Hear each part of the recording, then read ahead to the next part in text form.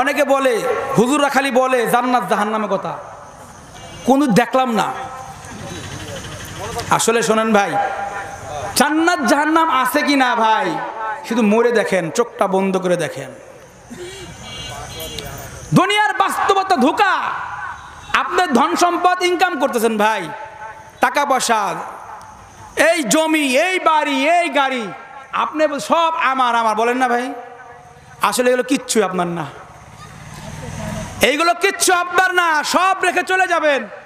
আপনি বেশি না, মরার ভান করে দেখেন, মরার ভান করে দেখেন আপনার সামনেই আপনার লাশ দাফন করার আগেই সন্তানেরা জমি, টাকা পয়সা, ব্যাংক ব্যালেন্সের টাকা নিয়ে ঝগড়া আরম্ভ করবে। এরকম অনেক ইতিহাস আছে, অনেক নজির আছে, এই স্বচক্ষে আমি দেখেছি। বাবা মারা গেছে, দাফন করার আগেই জমি নিয়ে ভেজাল, দেখেছেন কিনা বলেন? এই সব কিছুই আপনার না। আরে ভাই, দুনিয়া যা করলেন, যে স্ত্রীর জন্য আপনি দিনের পর দিন আপনি পরিশ্রম করেছেন, সন্তানের জন্য পরিশ্রম করেছেন, আপনি মারা যাবেন, মরতে দেরি হবে, লাশটাকে ঘর থেকে বের করে দিবে। 31 নম্বর আয়াতে আল্লাহ তাআলা বলতেছেন, ফেরেশতারা বলবে নাহনু আউলিয়াউকুম ফিল হায়াতিদ দুনিয়া, দুনিয়াতে অনেক কষ্ট করেছিলে, মৃত্যুর সময় ফেরেশতারা এসে বলবে নাহনু আউলিয়াউকুম ফিল হায়াতিদ দুনিয়া ওয়া ফিল আখিরাহ, দুনিয়াতে তোমাদের বন্ধু ছিলাম, মৃত্যুর পরেও আমরা তোমাদের বন্ধু হিসেবে থাকব। ভয় নাই। আব্দুল্লাহ ইবনে আব্বাস রাদিয়াল্লাহু তাআলা আনহু বলেন, মুমিন বান্দার যখন মৃত্যুর সময় হয়, মুমিন বান্দার যখন মৃত্যুর টাইম হয়, একজন ফেরেশতা তাকে এসে সালাম জানায়, আল্লাহ তাআলা তোমাকে জান্নাতের সুসংবাদ দিয়েছেন। আর যে বদকার আল্লাহর হুকুমের বাইরে চলেছে, ওই লোকটার মৃত্যু এত কঠিন হবে, এত কঠিন হবে, হাদিসের মধ্যে রয়েছে জীবন্ত ছাগল থেকে চামড়া ছিলে ফেললে যেমন তার কষ্ট হয়, তার চেয়েও বেশি কষ্ট হবে, এত মারাত্মক কষ্ট হবে। নাহনু আউলিয়াউকুম ফিল হায়াতিদ দুনিয়া ওয়া ফিল আখিরাহ, টেনশন করো না, চিন্তা করো না, দুনিয়াতে তোমাদের বন্ধু ছিলাম, পরকালেও তোমাদের বন্ধু থাকবো। শুধু আমি না, আল্লাহও তোমার বন্ধু থাকবে, ফেরেশতারাও বন্ধু থাকবে, নবীরাও তোমাদের বন্ধু হিসেবে থাকবে। আলহামদুলিল্লাহ বলে যা ঈমান গ্রহণ করেছে, ঈমানের উপর অটল এবং অবিচল থেকেছে, পৃথিবীর কোনো কিছু তারা পরোয়া করে নাই, শুধু একমাত্র আল্লাহকে ভয় করেছে, দিলের মধ্যে আল্লাহকে জায়গা দিয়েছে, আল্লাহকে রব হিসেবে মেনে নিয়েছে, আর কাউকে পরোয়া করে নাই। আল্লাহ তাআলা বলতেছেন, ওয়া আবশিরু বিল জান্নাতিল্লাতী কুনতুম তুআদুন, তোমরা জান্নাতের সুসংবাদ গ্রহণ করো, প্রতিশ্রুত জান্নাতের সুসংবাদ গ্রহণ করো। এখন কথা হলো ভাই, অনেকে বলে হুজুররা খালি বলে জান্নাত জাহান্নামের কথা, কোন দেখলাম না। আসলে শোনেন ভাই, জান্নাত জাহান্নাম আছে কি না ভাই শুধু মরে দেখেন, চোখটা বন্ধ করে দেখেন। দুনিয়ার বাস্তবতা ধোঁকা। আপনার ধন সম্পদ ইনকাম করতেছেন ভাই, টাকা পয়সা, এই জমি, এই বাড়ি, এই গাড়ি, আপনি সব আমার আমার বলেন না ভাই? আসলে এগুলো কিচ্ছু আপনার না, এইগুলো কিচ্ছু আপনার না, সব রেখে চলে যাবেন।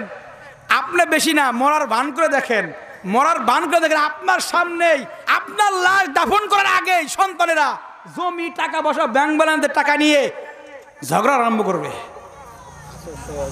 এরকম অনেক ইতিহাস আছে, অনেক নজির আছে, এই স্বচক্ষে আমি দেখেছি। বাবা মারা গেছে, দাফন করার আগেই জমি নিয়ে ভেজাল, দেখেছেন কিনা বলেন? এই সব কিছুই আপনার না।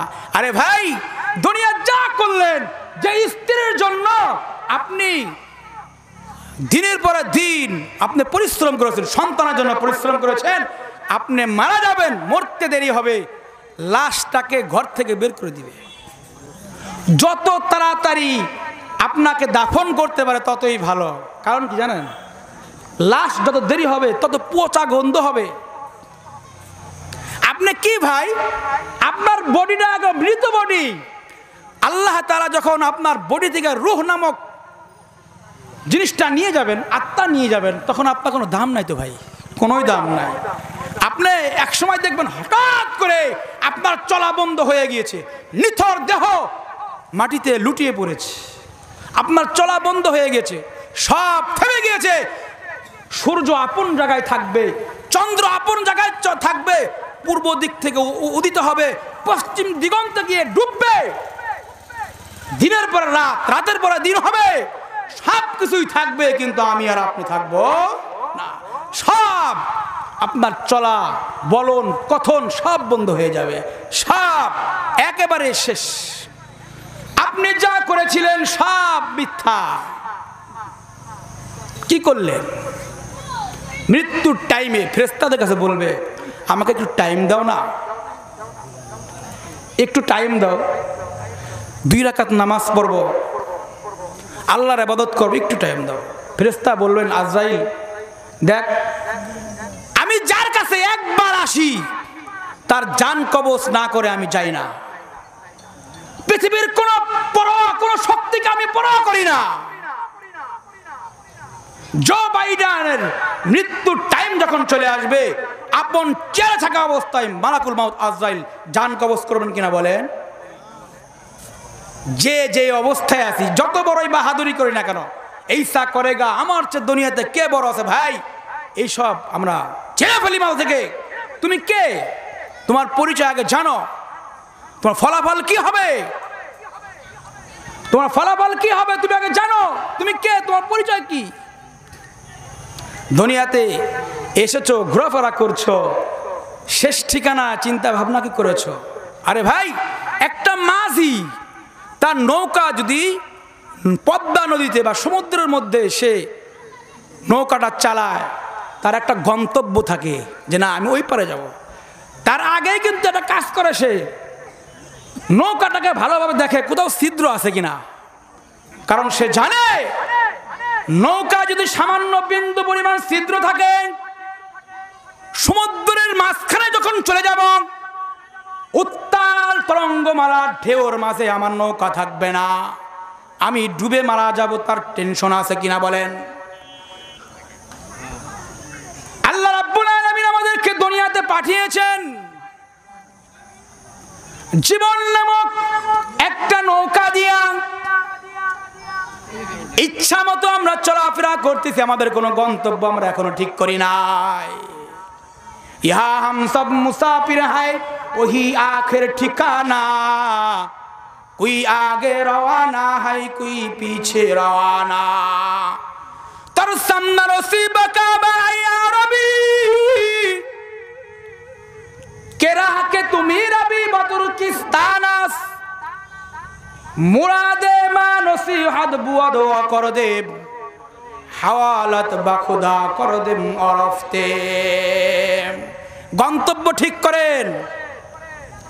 ভাবতেছেন অনেক দিন বাঁচবো না, বর্তমান মানুষের আয়ু আরো কমে গেছে। আমরা যেই জিনিসগুলো খাই, যেই জিনিস পিওর খাঁটি জিনিসগুলো খাচ্ছি, একবার দেখবেন হঠাৎ করে হার্ট অ্যাটাক করেছেন, সামনে নগদে একবারে। সকালে শুনেছি, গল্প করেছি, মনে সকালে গল্প করেছি, বিকালে দেখি নাই, সারা পরে গল্প করেছি, সকালে নাই, আছে কিনা বলেন? সেজন্য ভাই, দিলের মধ্যে কাকে জায়গা দিতে হবে বলেন? কাকে?